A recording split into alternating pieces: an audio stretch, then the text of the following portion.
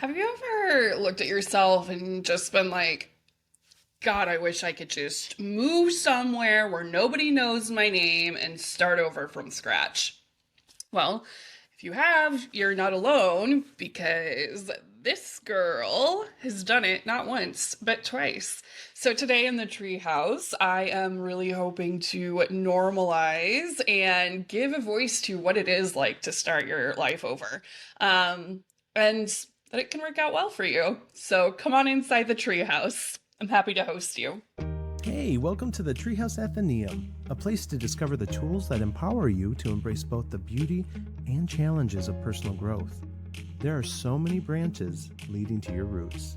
Come on, let's explore.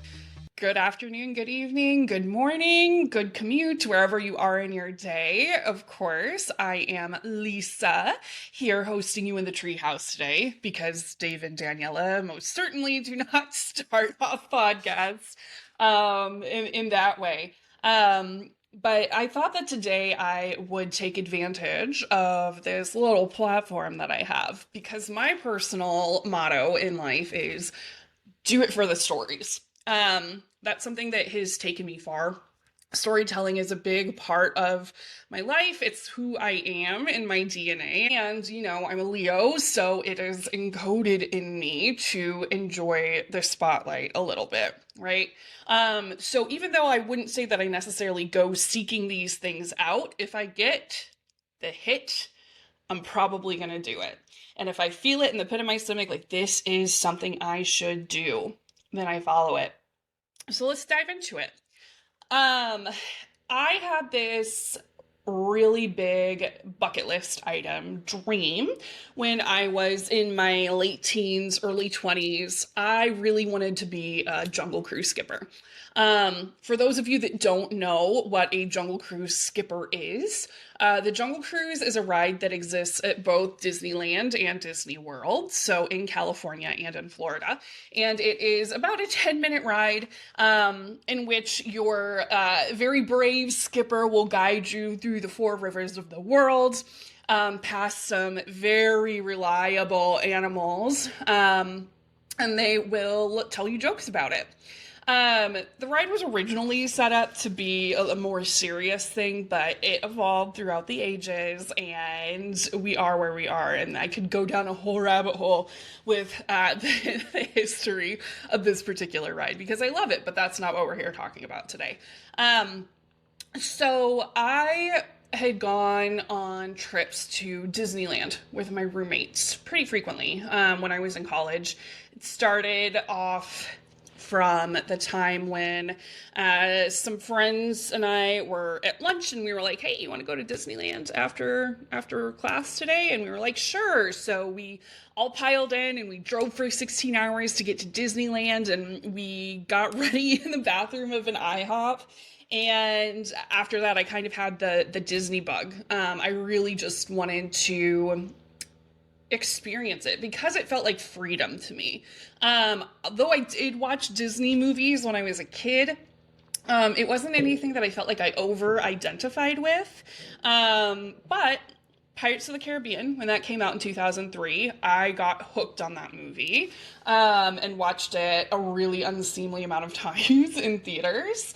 And Jungle Cruise was the other thing that really got my attention. So I did what I do when I get obsessed with something, which is just like find a way to insert it into just about every corner of my life. And I declared that I was going to run away to Disney and become a Jungle Cruise skipper and marry a skipper. And I thought that that was just kind of a joke. It was something that I was saying to be like quirky and cute.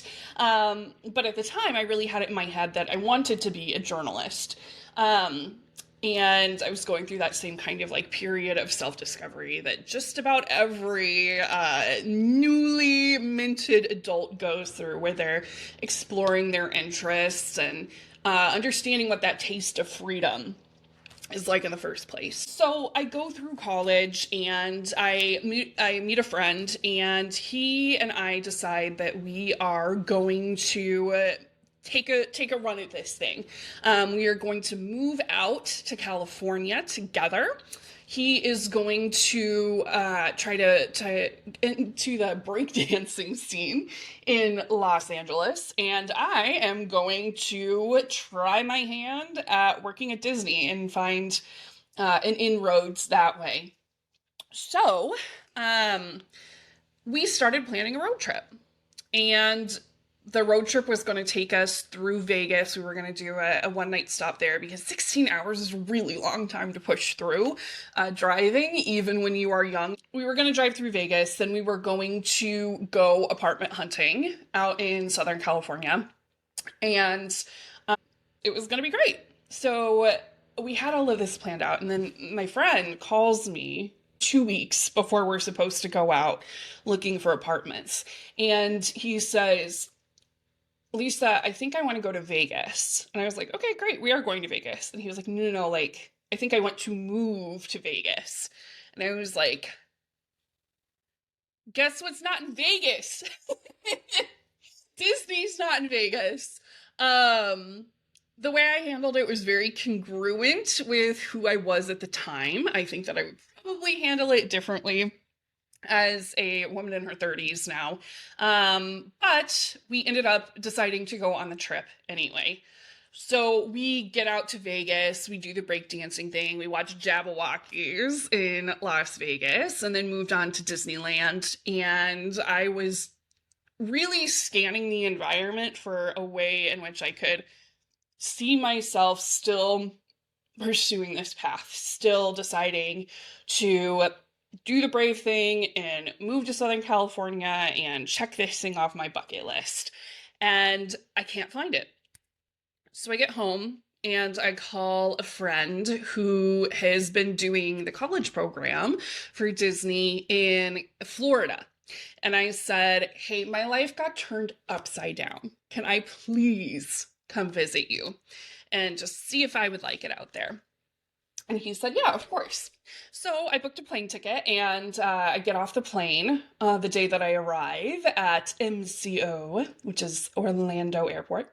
And this friend says to me, you know, I know somebody that just got let go from their job and they're feeling pretty depressed right now. Would it be okay if they came to the beach with us?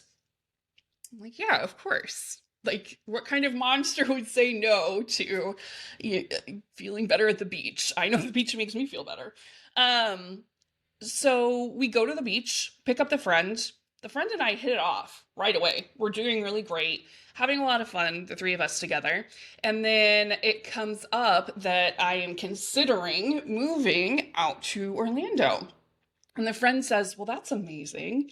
I actually have a spot opening in my apartment next month. Do you want it?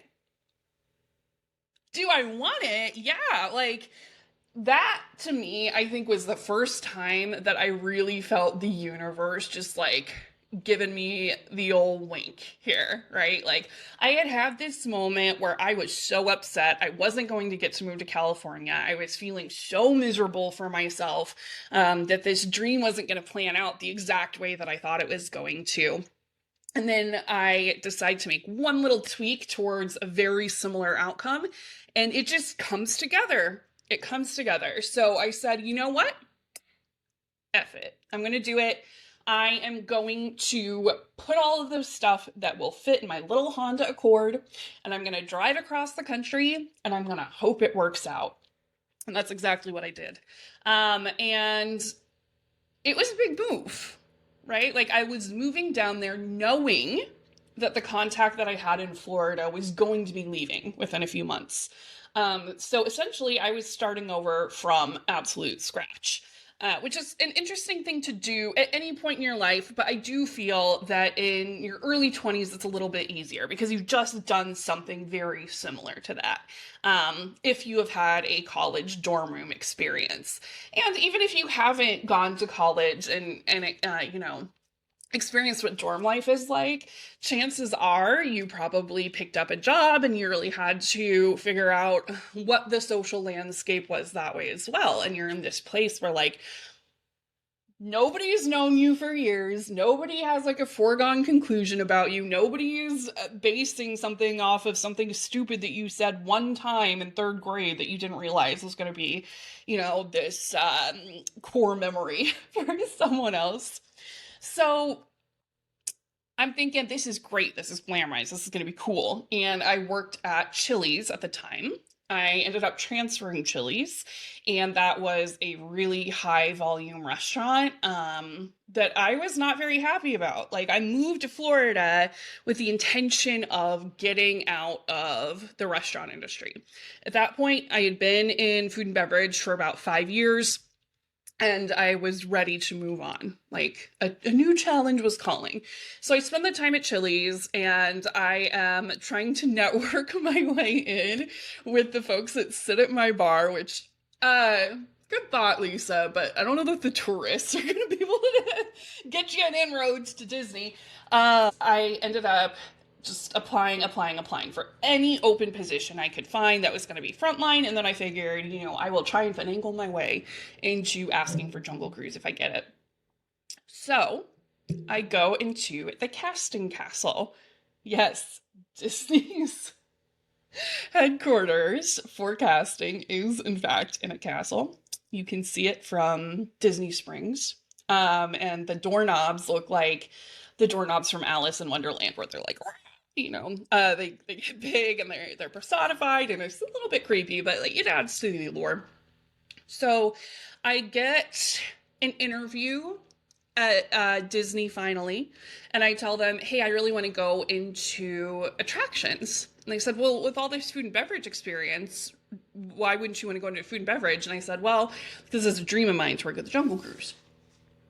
So they end up hiring me for attractions, and I get hired at Hollywood Studios, which is not where the Jungle Cruise exists. This is the location where I get my feet wet. I'm starting to talk and network now with cast members, which is getting me further than networking with tourists is. And they give me this really good intel that, hey, you need to put in for full time ASAP. The quicker you can get a full-time status, the better off your life is going to be. So I thought, let me shoot for the stars. I'm gonna put in for Magic Kingdom, Adventureland Liberty Square, which is where the Jungle Cruise is housed within that kind of complex. So I get the call that same October. I moved in July. I get a call saying that I will be moved to the Jungle Cruise in October. What? I was so freaking happy. Like, I couldn't believe it. Have you ever just seen a manifestation play out like that? Like, I hadn't. Disney is the largest single site employer in the United States. And when I say that, I mean there's something like, well, at the time, there was something like 70,000 cast members working just in Orlando. And so it felt very like needle in a haystack to me. But setting that intention brought me some really interesting things that I don't think I could have predicted otherwise. You might remember that when I started telling this story, one of the things that I mentioned is that I wanted to marry a skipper. That is where I met my eventual husband. And it was fun, right? Like, we had a good time. It was, if you know what it's like to date a funny man, that's what it was like. And it was cool that we got to have that story, because it was like, well, I spoke it into existence, right? Like, this is very cool. And then came the day when I recognized I was no longer happy at Jungle Cruise. Now, does that mean that I regretted going ahead and following my dreams and getting this thing checked off my bucket list? No, absolutely not. Okay, one time I walked into work and someone comes up to me and goes, Lisa, Tina Fey's looking for you. Some really, really cool experiences that I wouldn't have been able to replicate otherwise. And I just remember like struggling really hard with that and being like, Lisa, you wanted this so badly for so long, and you're here.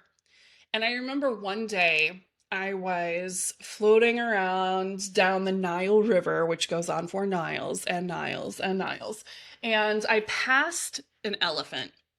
And I thought to myself, this work doesn't challenge me anymore. And I felt bad. I felt bad because it was something that a version of me wanted so badly. But you know what? She got to live it out.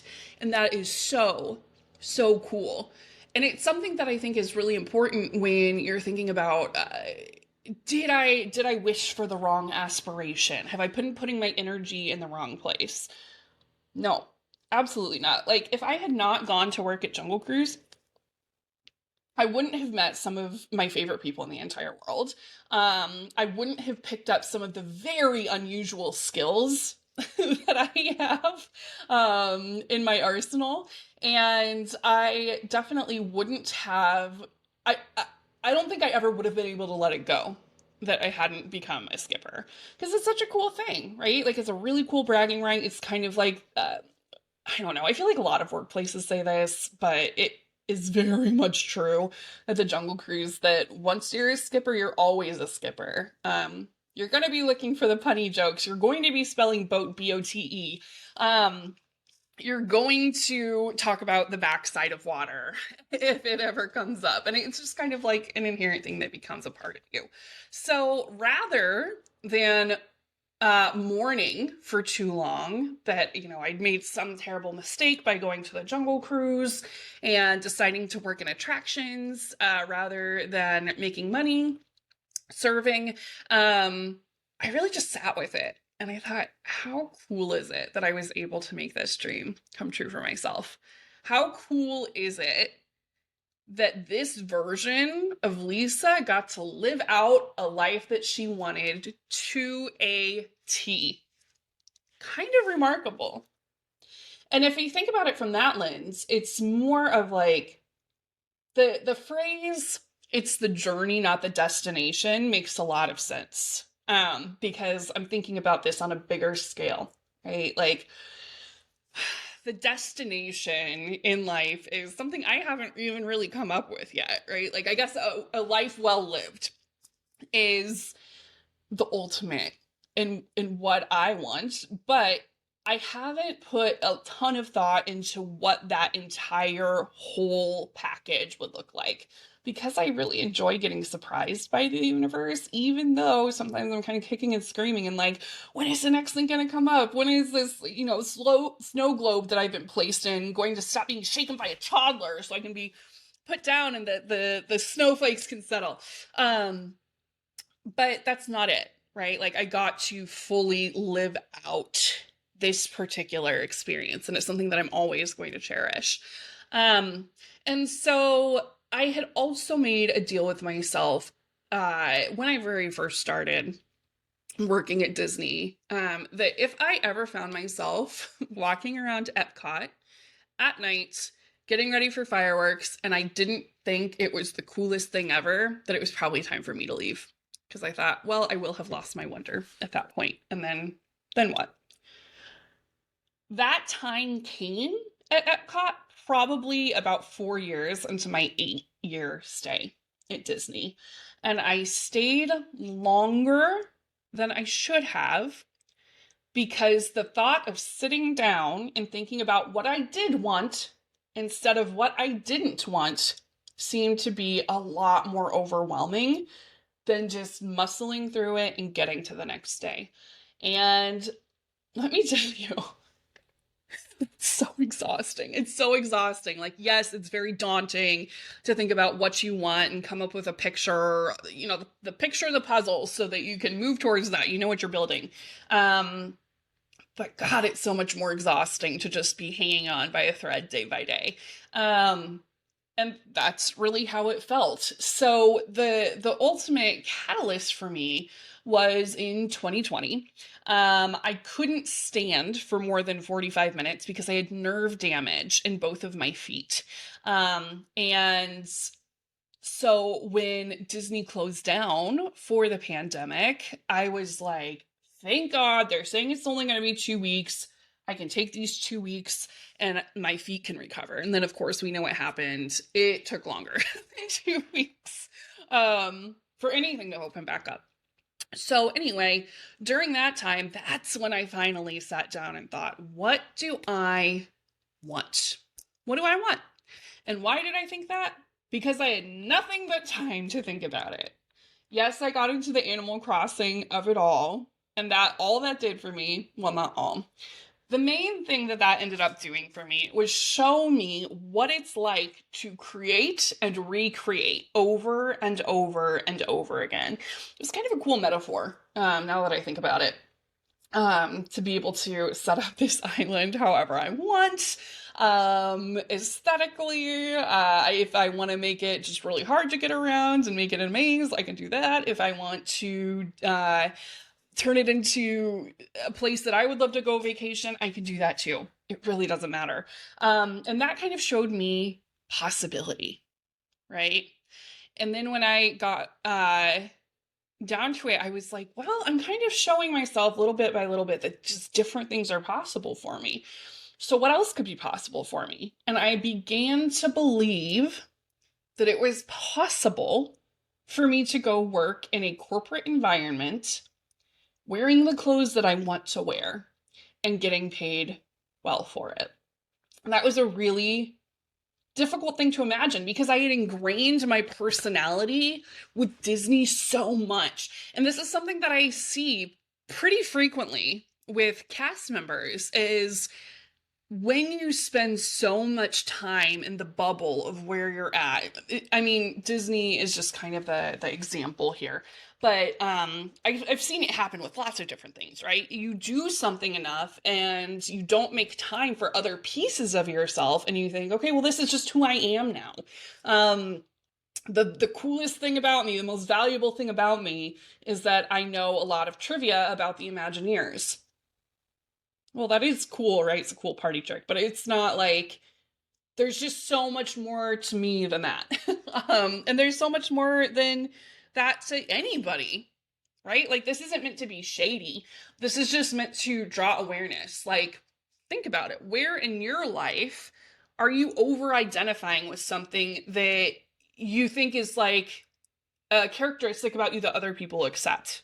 You know, where in your life are you really kind of turning into a caricature of yourself because you think that that is how you're going to be accepted?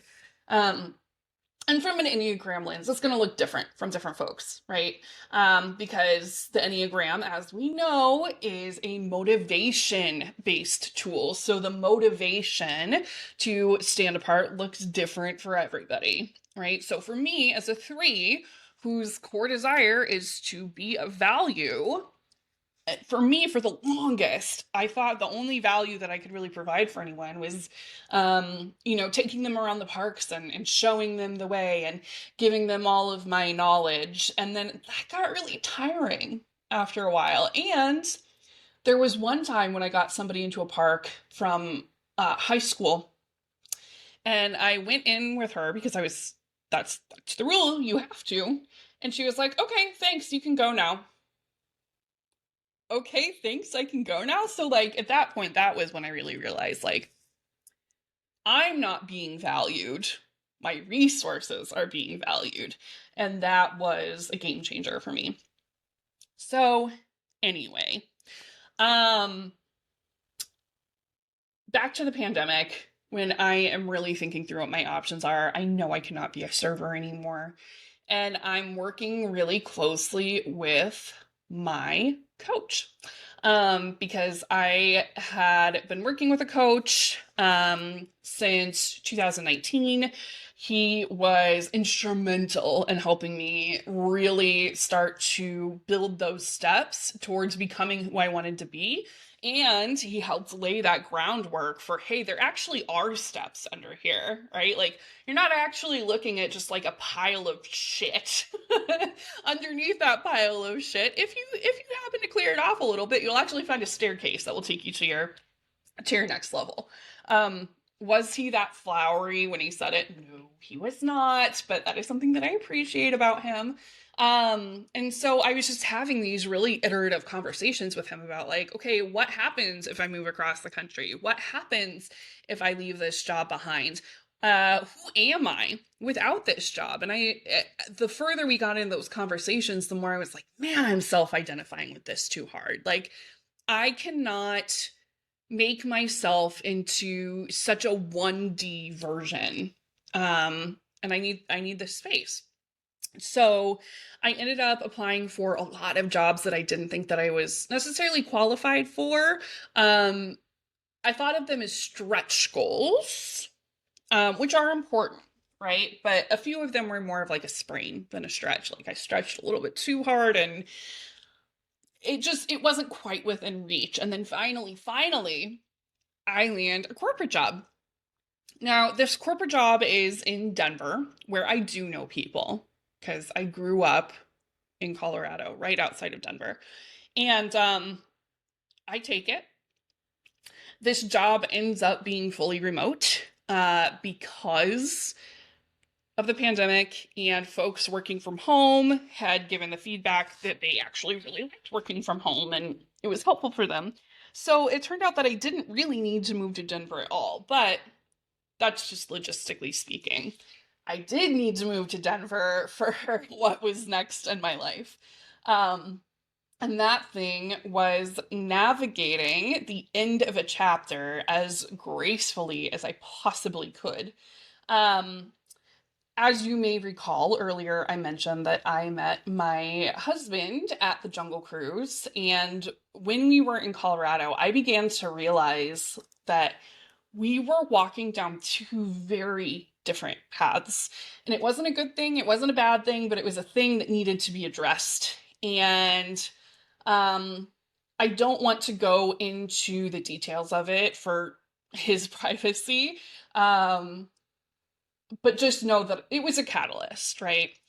And after that happened, after we parted ways, I decided to reward myself for just getting through 2020, really, with a trip out to California.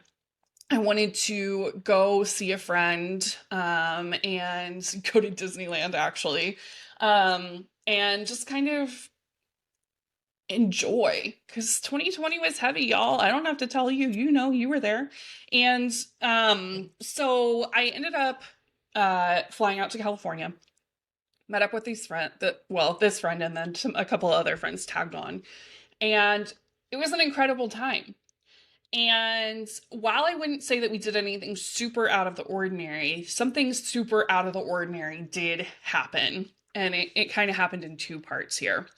So the first really stands out in my mind, where I was driving down towards San Diego to meet up with my friend for dinner.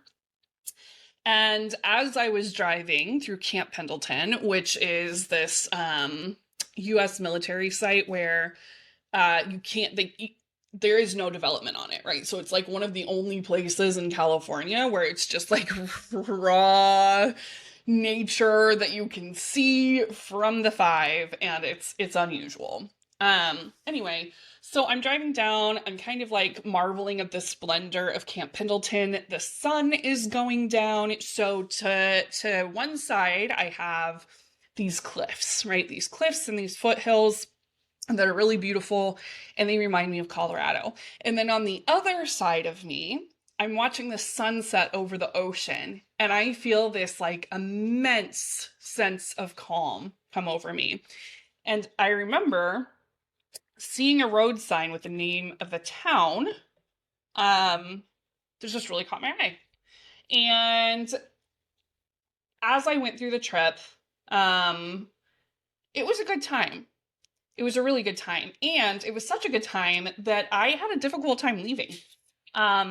I had a difficult time leaving, and I got home and I thought, God, I got Disney out of my system, but you know what I didn't get out of my system?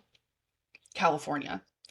And that was kind of a remarkable thing to realize. Um, Being able to separate Disney as a motivation from other wants and needs that I had was a total game changer. It was something I hadn't really considered before. And at this point, I was just not identifying with it anymore. But it was just like, okay, well, why? Why am I feeling this pull here? And on top of that, I just got back to Denver. And I remember having a conversation with that friend that I met for dinner. And I said something about like, yeah, like I'm feeling overwhelmed. He asked, are you still planning on moving here? Because I'd mentioned to him one time that, yeah, I had thought about it. That was originally the plan before Florida. And I was like, well, I could, but I'm not sure. I just moved back to Denver. All my stuff is in my mom's garage and boxes. Like, I just feel overwhelmed by the sentiment. And he said, do you feel overwhelmed or do you feel excited? And I was like, damn. So that really stuck with me. And I thought on it for weeks and weeks and weeks. And then I decided that I was going to fly out to California, get a rental car, and just check out a bunch of different places. And the way that I wanted to go about that wasn't necessarily by being a tourist, because it's not very helpful to figure out how to live like a local if you are approaching this from the tourist perspective. So what I did instead was I made a short list of places that I thought I could go. I researched the apartments that were within my price range. And then I went to the Target in each of these cities because I thought to myself, nobody goes to Target to be impressive. They just go there to exist, right? Pick up this stuff they want, maybe get their mind off of something and get out.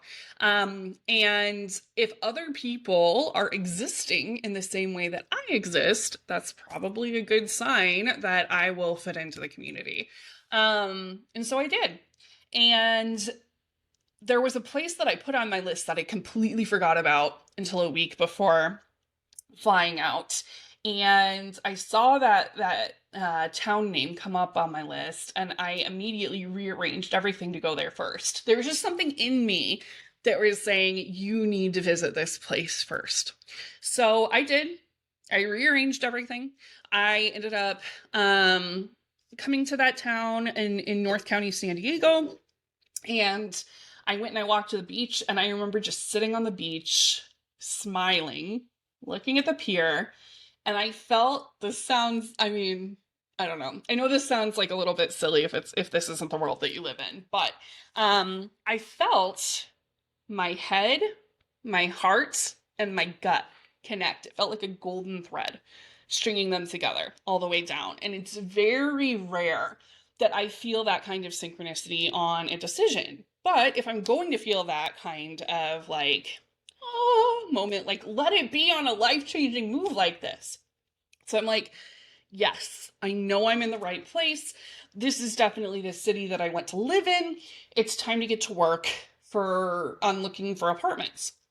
So I start looking, I start emailing a bunch of folks, calling around, doing whatever I can. I'm basically just sitting at a bar, sipping on beer, and just emailing, trying to get my name out there. So then nobody's really getting back to me. Nobody's really picking up. I'm getting pretty frustrated because I know that my time is limited to be looking for a place to live. And then finally, I get an email from a landlord off of apartments.com. And she says, okay, I'm glad that you're interested in this condo. It's actually split. I'm not sure why it listed it like this, but you would be living with one other person. You get the whole half of the condo to yourself. It's pretty split up. She is a teacher, and she's pretty easy to live with. I was like, great. I said, can I come see the apartment? And landlord says, well, we're having an open house on Saturday. You're welcome to join. And I said, well, I'm flying back on Saturday. Is there any possibility that I could come out a little bit early and meet you two? And she was like, sure. So I go over there.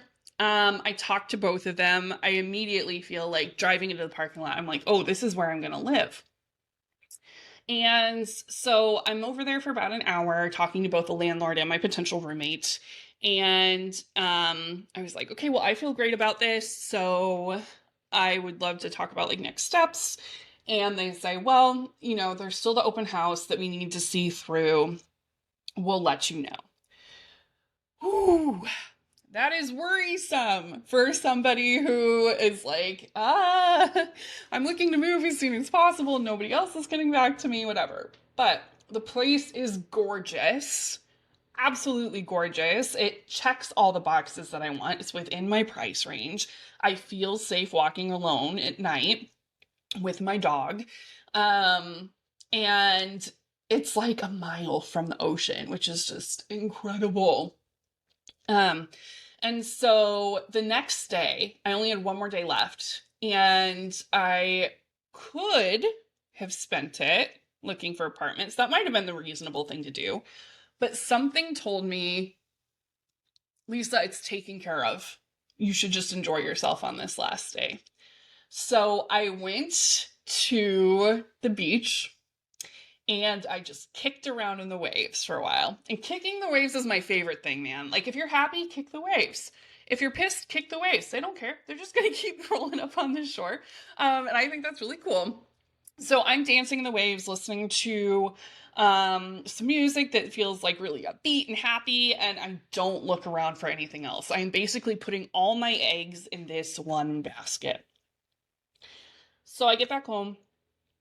I hear nothing for a little bit, and then landlord reaches out. She says, hey, I just wanted to let you know you are in the top 2 finalists for this apartment. And she's making her decision. We'll get back to you as soon as possible. Okay, great. Landlord texts me a couple days later. Sorry, this is taking a while. She's just got a lot to consider. There's a lot going on at work.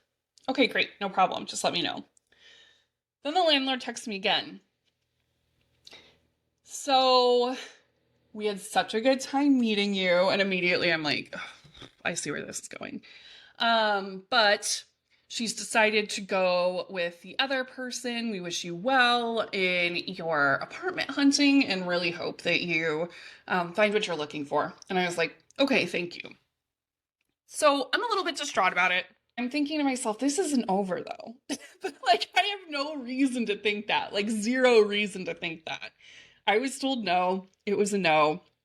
Time to move on, right? Well, not quite. Because I go through the workday. She texted me this like first thing in the morning.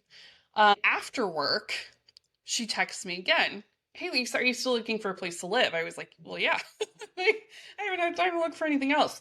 And she said, the spot is open if you want it. The other renter had a pet that she didn't disclose. And it turns out that like the existing tenant has an allergy to that pet. Okay. So I'm like, great, send over the lease. She sends over the lease. What's the number on my building? 555. And if you've listened to my buddy Dave, Dave likes to talk about angel numbers. And this was around the time when I started kind of noticing that numbers would show up in unexpected places. And I looked it up, and 555 is all about change. Cannot think of a more appropriate way to be like, yeah, there's going to be a big change. You are going to move to California. You're not going to know anyone. You're going to work from home. Enjoy. So that was in 2022. I got the offer to live there in January. I ended up moving at the very end of February. And I have been out here in Southern California, though I have lived in 3 different places now, for 3 years as of this month. So all of this to say is, how does this apply to you? That's the question, right? If you have a desire for something, that desire is there for a reason. It is not there for you to ignore it. It is there for you to find your way to it. And sometimes it doesn't matter how long it takes, right? Because different timing means different things.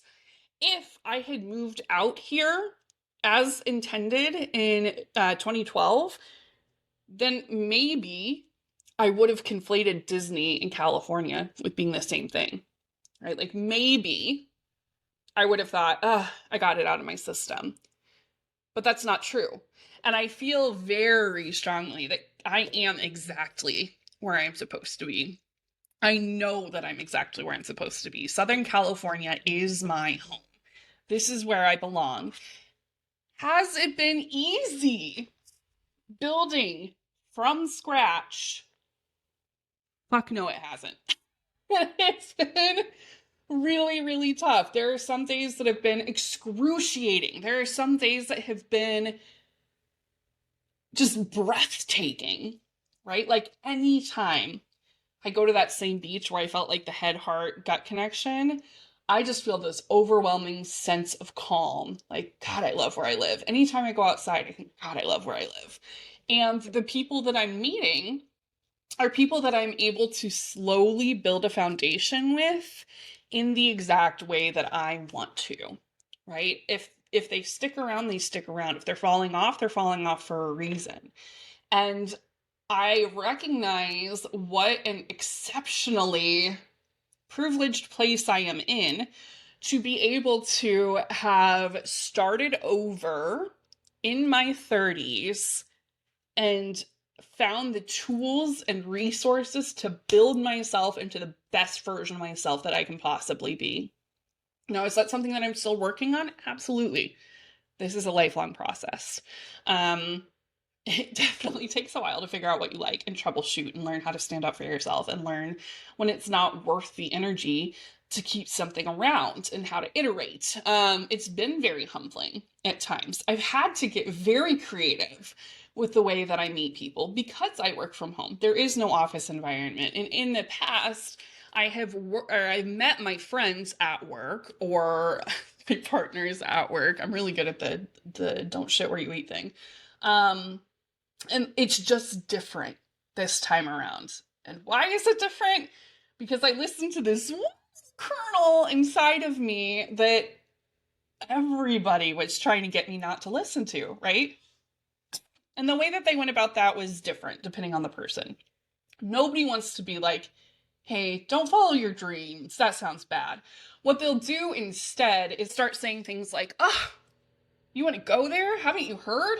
There are earthquakes there.